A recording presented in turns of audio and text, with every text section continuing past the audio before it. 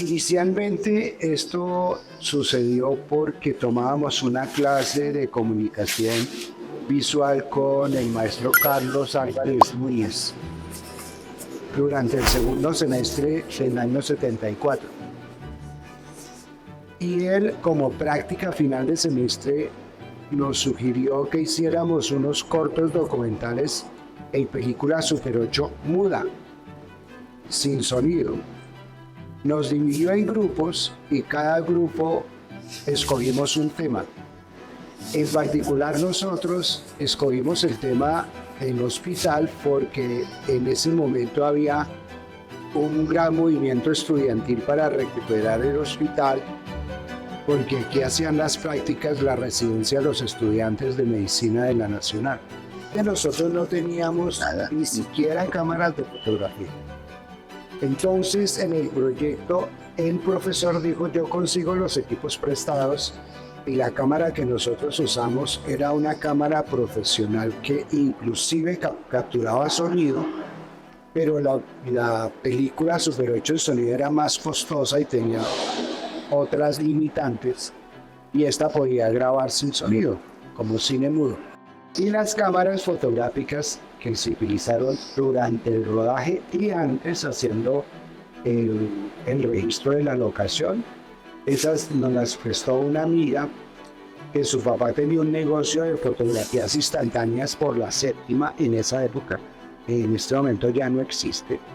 Y utilizaban unas cámaras Olympus Pen que el rollo de 36 fotos lo convertían en 72 fotos porque tomaban la mitad de la foto. Creo que en los negativos se ve que pues, con esas cámaras prestadas también, con rollos que en esa época los originales eran costosos, entonces en ese mismo sitio vendían rebobinados, venían un poco rayados y todo, pero funcionaba. Hicimos las fotografías de reportaje durante el rodaje y con antelación al rodaje.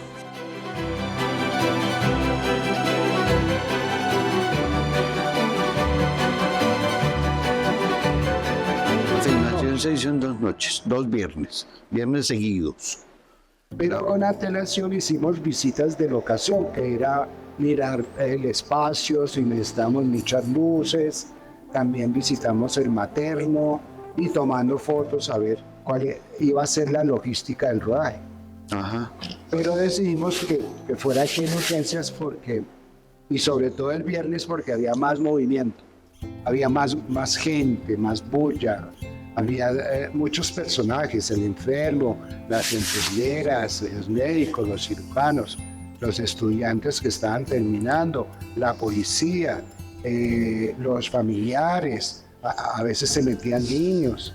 Entonces por eso escogimos que fueran viernes. Pues cuando yo, después de que estudié medicina, pues claro, porque pues aquí llegaba de todo, ¿no? Llegaba el agresor y el agredido. Llegaban muchos casos de accidentes en las calles, de agresión violenta física. Entonces tenía que estar presente la policía, en todo caso. Y cuando uno estaba tratando de atender a un paciente, el agresor estaba molestando, tratando de hacerle algo al otro, entonces tenía que estar la policía presente. O personas que en estado de embriaguez no se dejaban hacer nada, entonces se podían... Digamos que la presencia de la policía era como más de trámite, en el sentido de que sí había algunos ahí, en esas noches recuerdo, y allí en materno también, algunos cuantos policías como de estar ahí cumpliendo el turno, pero esos eran 2, 3, 4 policías, no eran más, pero entraban y salían muchos, porque cada que llegaba una patrulla, porque ambulancias también, claro, pero eran muchas patrullas trayendo los heridos, los dejaban, hacían un registro ahí y se iba esa patrulla. Recuerdo que en la primera noche una patrulla alcanzó a venir 2 veces con heridos distintos, una de accidente automovilístico y otra de una riña. Pero entonces, digamos, la mayor cantidad de policías eran esos, pero era que traían gente, llenaban algún formato, alguna cosa y se iban.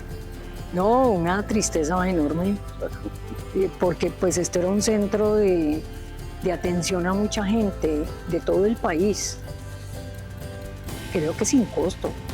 Yo creo que lo asumió el Estado. La gente que no tenía.